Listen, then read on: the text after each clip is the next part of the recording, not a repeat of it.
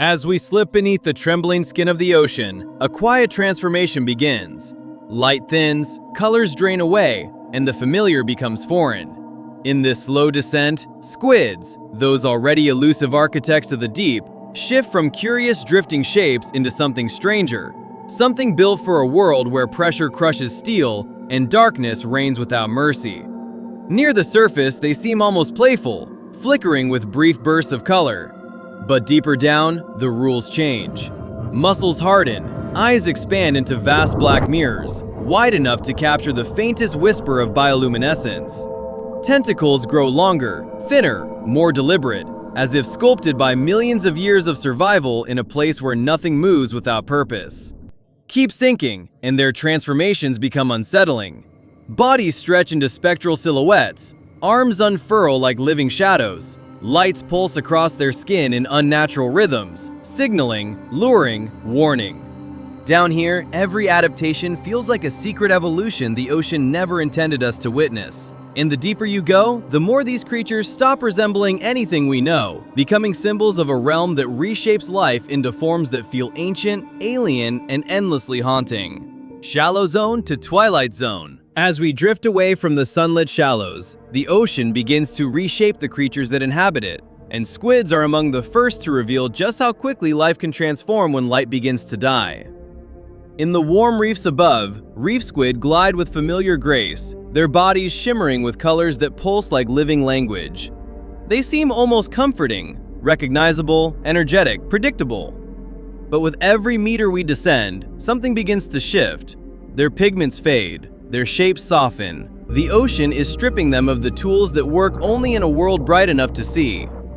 Soon their cousins appear, more translucent, more reserved, as if trying to erase their own presence from the water around them. Glass squids drift like fragile ornaments suspended in a slow, perpetual fall. Their tissue thins until it becomes little more than a suggestion of an outline, their organs tucked into a single clear chamber, a design born not of beauty, but necessity. Down here, camouflage means disappearance, and transparency becomes the most effective form of silence. Deeper still, firefly squid ignite the twilight with a constellation of blue sparks, each glow a calculated whisper in the dark. Their bioluminescent organs blink in patterns shaped by millions of years, signals to mates, warnings to predators, illusions to disorient anything that dares approach. It is here, between the fading daylight and the rising cold, that squid evolution takes its first eerie turn.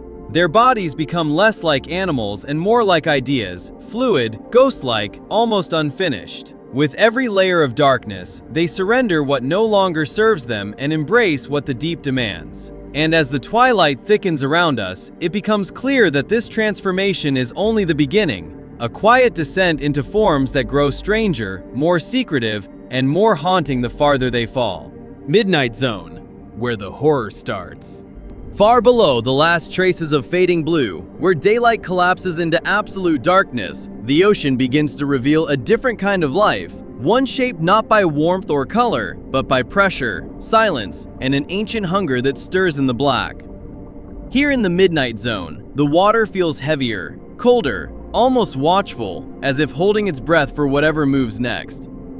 It's in this vast emptiness that the squids we thought we understood become something else entirely. The Humboldt squid rises first from the gloom, bodies flashing abrupt bursts of red and white like a stuttering alarm. These displays, quick and violent, ripple across their skin as they sweep through the dark in coordinated packs, each animal reading the signals of the others with ruthless precision. Their tentacles coil with startling strength, built for seizing prey that barely has time to recognize the danger before disappearing into the frenzy.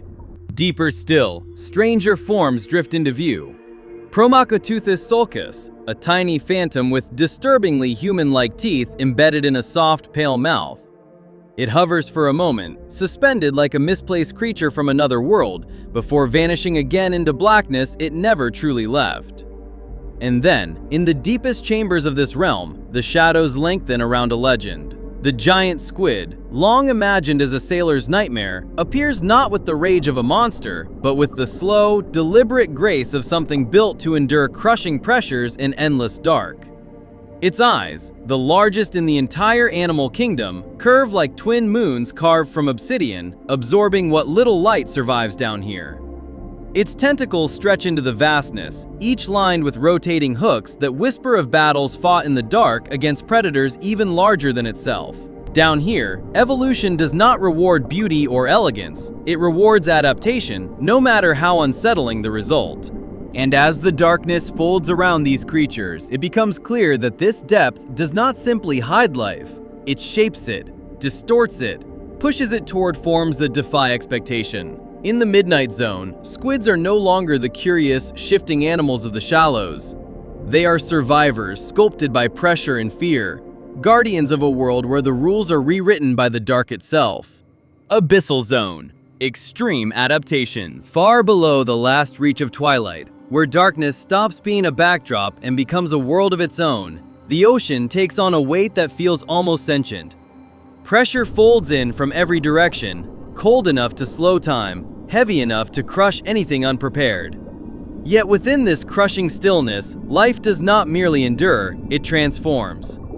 From the void ahead, the slender outline of Asperoteuthis drifts into view, its long ribboned arms trailing behind it like drifting strands of pale smoke.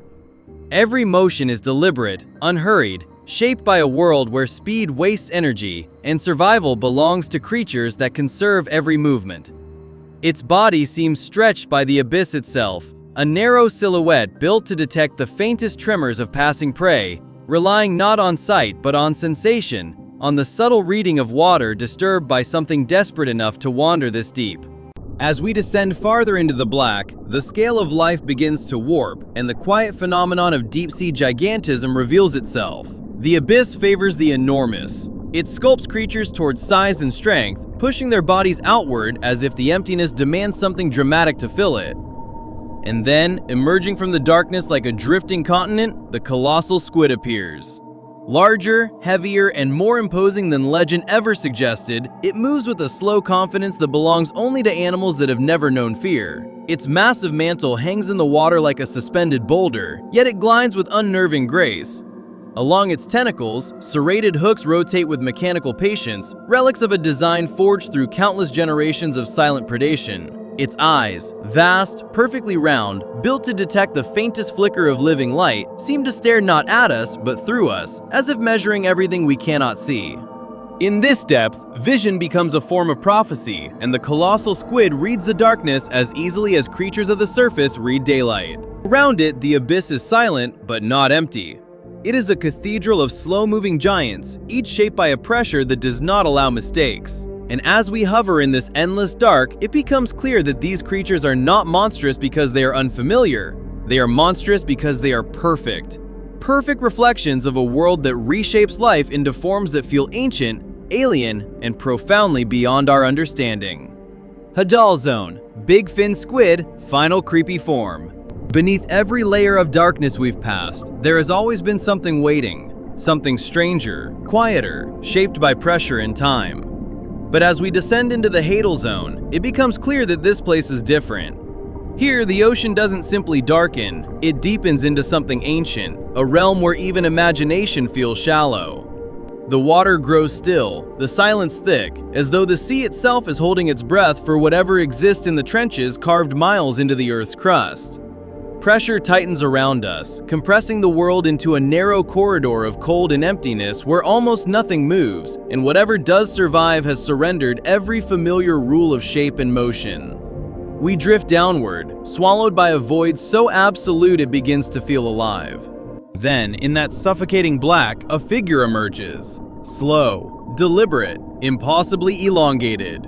The big fin squid reveals itself not with motion, but with presence. Its arms trailing downward in thin spectral filaments that sway like threads of a creature stitched together by the deep. Each limb folds at strange, sharp angles, giving its body the eerie architecture of a marionette guided by invisible hands. It does not swim, it hovers, suspended in water so dense it might as well be airless space, gliding with a quiet that feels intentional. Its pale body, nearly translucent, is stripped of color, as if the abyss has erased any trace of the world above.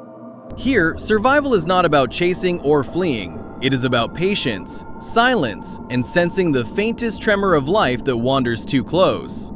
In this final depth, the bigfin squid stands as the ocean's last and strangest revelation, a creature shaped entirely by darkness, pressure, and time. Watching it drift through the trenches, one realizes the Hadal Zone is not simply the end of the ocean, it is the end of what we recognize as life, an otherworldly realm that reshapes the living into forms that feel ancient, impossible, and profoundly unsettling. Even as we rise back toward the world of light, the darkness below does not loosen its hold. It lingers, heavy and vast, reminding us how little our brief visit meant to the realms that shaped those impossible creatures. Down there, where pressure folds life into forms that seem older than time, squids continue drifting through trenches untouched by sun or sound, evolving in silence, adapting in ways we've only begun to imagine. Their bodies stretch, fade, glow, and contort not for our understanding, but for survival in a wilderness written by the deep itself. And for every species we've glimpsed, every ghostly silhouette, every bioluminescent flicker, hundreds more remain hidden, waiting in pockets of darkness no human has ever reached. The ocean does not give up its secrets easily. It reveals them in fragments, in rare encounters and fleeting shadows that vanish before we can name them. As we break through the final layers of blue, returning to a world shaped by sunlight, one truth follows us to the surface. The deep is still writing its story, and most of it remains unread. And if you want to keep descending with us into the unknown, the unseen, and the creatures the ocean still refuses to fully reveal, stay curious, stay brave, and join us for the next dive.